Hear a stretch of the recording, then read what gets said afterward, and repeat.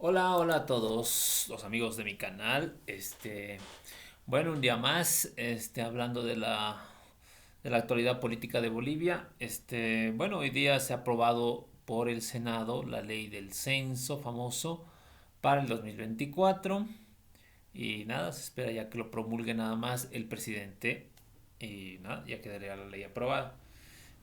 Con eso se confirma eso, lo que ya se ve, ya se sabía, ¿no? Que el censo iba a ser el 2024 y significa la derrota del Comité Cívico de Santa Cruz que había propuesto o había peleado durante treinta y tantos días de paro, había sometido a un paro de treinta y tantos días a Santa Cruz porque el censo sea el 2023 y ahora termina siendo 2024. Claro, ellos salen a los medios de comunicación a decir que en realidad han ganado, que ellos han logrado que se haga una ley para el 2024. Lo cual es totalmente contradictorio, ¿no es cierto? Porque ellos lo que pedían era el censo para el 2023. Bueno, pero bueno, ellos ya sabrán cómo manejan eso, ¿no? En sus, en sus estrategias políticas, ¿no? La cosa es que, bueno, el censo se va a realizar el 2024 y estamos con esta situación, ¿no? Bueno, pero quería hablarles ahora, hoy día, del tema de la descolonización, porque dentro de la corriente política que plantea que Bolivia debería constituirse como un nuevo estado, una nueva nación en base a las naciones originarias, a las 36 naciones que existen en Bolivia. eh, Obviamente se maneja el término de descolonización y además desde el proyecto político de Evo Morales y del MAS también se ha manejado o se ha usado este término de la descolonización, ¿no? Y este término quería hablarles de que surge históricamente la idea o el concepto de descolonización en la década de los años 1950, cuando algunos países de África y de Asia empiezan a liberarse de los países europeos que los tenían como sus colonias, ¿no? Hay dos casos muy relevantes, digamos, en este aspecto. Está Argelia y Vietnam, Argelia en el norte de África y Vietnam en el sureste asiático, ¿no? Ambas eran colonias francesas, ¿no? Y en los años 50 empiezan una lucha que normalmente son guerras, ¿no es cierto? Mm, con este afán de la descolonización, ¿no? Entonces, en ese contexto, la descolonización se entiende como una liberación de ese dominio externo colonial europeo, eh, pero también se entiende como una descolonización o una liberación interna de ciertas castas, élites, grupos sociales dominantes en el interior del país que representan esa dominación externa también. Entonces, es bien común que, por ejemplo, en estos dos países se entienda esa lucha de descolonización como una lucha de liberación nacional. Y es donde aparecen los ejércitos de liberación nacional, ¿no? Entonces, en ese sentido, la idea de descolonización está relacionada con la idea de liberación nacional, ¿no? Em, y es muy importante, hay teóricos como Franz Fanon que hablan mucho de esto en el contexto de Argelia, por ejemplo, ¿no?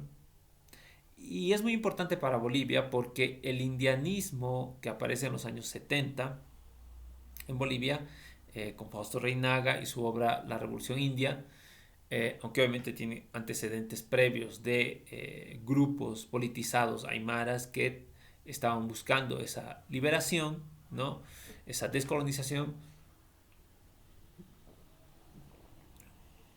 Pero es Fausto Reinaga el que escribe el libro y habla de esto, de la liberación nacional, ¿no? Tómese en cuenta que ya en Sudamérica ya habían empezado también luchas, guerrillas por la liberación nacional, ¿no es cierto? Normalmente de tendencia comunista y apoyados por Cuba, ¿no es cierto? Y ya se habían propagado estas luchas en América Latina y obviamente en Bolivia también, En el año 1967 llega el mismo Ernesto Che Guevara a hacer una guerrilla de liberación nacional, crea el Ejército de Liberación Nacional de Bolivia, y el año 70-71 se da la guerrilla de Teoponte también como una lucha por la liberación nacional. Entonces, desde ese punto de vista, los proyectos aymaras, eh, quechuas, es decir, los proyectos de las naciones originarias por constituir un Estado nuevo y una nación nueva, siempre hablan de la descolonización. Y hablan de la descolonización en el sentido de ese, ¿no? Como una liberación de un dominio externo, pero también de la liberación de un dominio interno en el entendido de que esas naciones, aymaras, quechuas, chiquitanos, guaraníes, nunca han podido dominarse, es decir, nunca han podido gobernarse por sí mismos, sino que siempre han sido gobernados por aquellos descendientes de la invasión española en el siglo XVI, ¿no? Entonces, eh, hay esa necesidad de esa liberación, ¿es cierto? Um, lo que es importante de este concepto es entender de que ese es un primer paso nada más, digamos. Es decir, es necesaria esa liberación, pero esa liberación no significa nada si no está acompañada de un proyecto político, eh, de un nuevo Estado, de un nuevo país, de una nueva sociedad, con una nueva economía, con una nueva vida en sociedad que mejore los niveles de vida que tenemos actualmente, ¿no es cierto? Y en eso habría que hacer la reflexión, ¿no? O sea, no se trata solamente, por ejemplo, de tumbar estatuas, ¿no? Que es parte de la descolonización, ¿no es cierto? O cambiar nombres. Por ejemplo, en el departamento de La Paz tenemos la provincia de José Manuel Pando, siendo que José Manuel Pando ha sido un personaje totalmente perjudicial, ¿no es cierto?, para la nación aymara, por ejemplo, del departamento de La Paz, y sin embargo existe una provincia de José Manuel Pando, y así otras, ¿no? Bueno, eso es importante, pero eso no es todo, ¿no? Y no sé si sería lo primero a hacer, digamos, ¿no? Eh, lo que hay que pretender, el discurso que tiene que tener como estrategia el movimiento aymar, el movimiento quechua, el movimiento chiquitano, el movimiento guaraní, es la construcción de un nuevo Estado, la construcción de un nuevo país, nuevo, diferente, mejor, ¿no? A esto yo aplicaría los conceptos de modernidad y de progreso, ¿no es cierto? Yo sé que esos conceptos están muy ligados a lo que ahora entendemos por capitalismo y que es uh, muy contradictorio con lo que es la naturaleza, el medio ambiente, y no es para nada sostenible, no promueve una economía sostenible ni un desarrollo sostenible de los países del mundo. Por tanto, se está buscando la manera de ver de transformar en eso en algo mejor también, ¿no es cierto? Es correcto, pero mientras no tenga otro concepto mejor para entender lo que queremos, pues diré modernidad, diré progreso, ¿no es cierto? Que es tener un buen sistema de salud, como ya hemos visto, por ejemplo, en año 2020, con la pandemia del COVID, no tenemos un sistema de salud que nos pueda garantizar algo de atención en situaciones graves, ya sea como una pandemia o en el día a día, en el día a día de atención de salud a la población.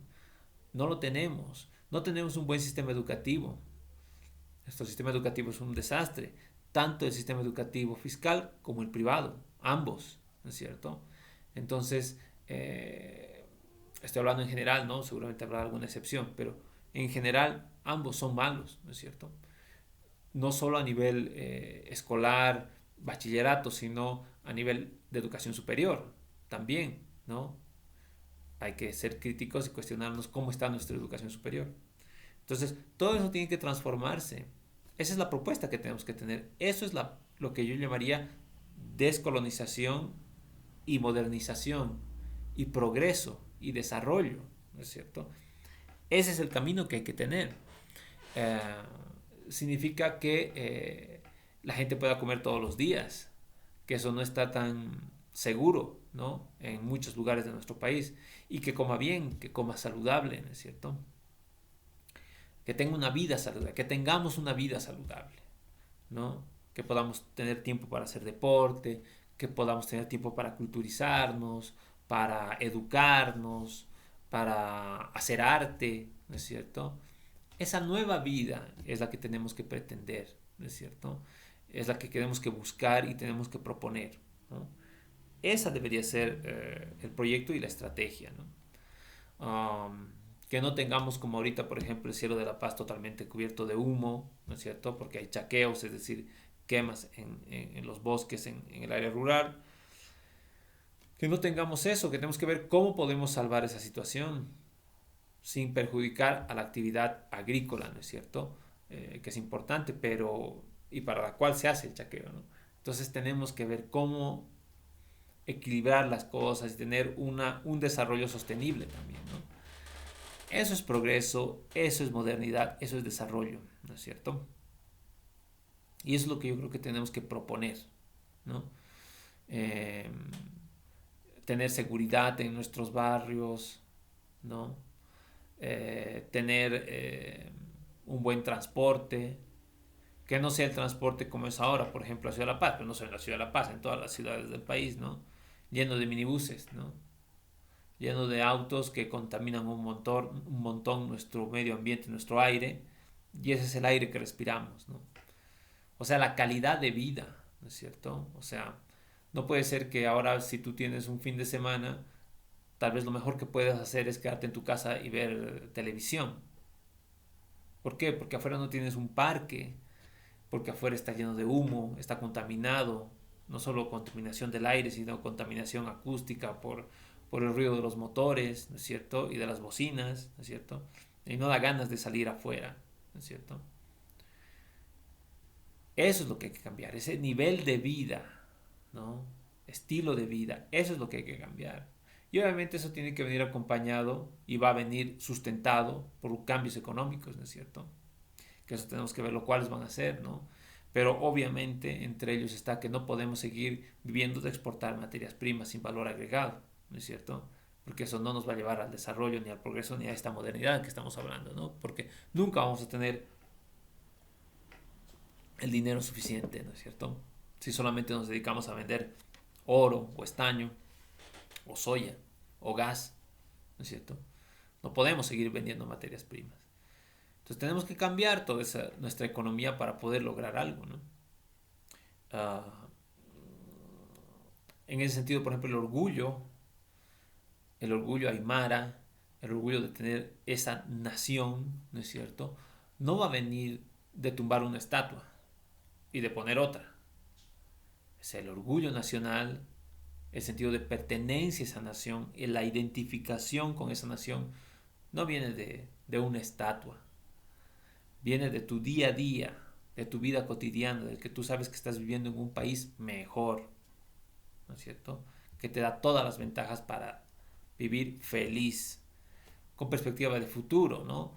O sea, un padre de familia tiene que saber, tiene que estar completamente seguro de que su hijo le va a ir bien, de que a su hijo le van a educar bien en el colegio, que, que va a tener la oportunidad de ir a una universidad, ¿no? Y que va a poder tener la oportunidad de desarrollarse plenamente en la actividad que él quiera, que él desea, y va a poder vivir feliz también. El irte a dormir con esa seguridad todos los días, eso es lo que te da orgullo nacional, ¿no? Ese orgullo aymara, ese orgullo quechua, ese orgullo chiquitano, tiene que venir de ahí. Tiene que venir de saber de que vas a tener una jubilación, de que tienes un trabajo bien remunerado, de que tienes un seguro de salud. Tiene que venir de que sabes que los ancianos están protegidos, están atendidos, ¿no? Sabes que los niños están atendidos, los huérfanos, ¿no? Todos están atendidos. Esa sociedad es lo que te da el orgullo de pertenecer a a esa nación. No tumbar una estatua y poner otra. Eso no te da orgullo, ¿no? Eso es como algo secundario, un detalle, ¿no? Porque de tumbar y poner estatuas hay muchos países que han hecho eso, ¿no? tumban y ponen estatuas cada vez más grandes. Por ejemplo, aquí tenemos la estatua del Cristo de Cochabamba, que creo que es el Cristo más grande o uno de los más grandes del mundo. ¿Pero de qué nos sirve eso, digamos, no? De nada, ¿no es cierto? Ahora tenemos aquí en La Paz un edificio muy alto también, pero ¿de qué sirve eso? De nada para tú, para la propia gente, para la propia población. Entonces, eso no es lo que tenemos que buscar, ¿no? El orgullo nacional está en otras cosas.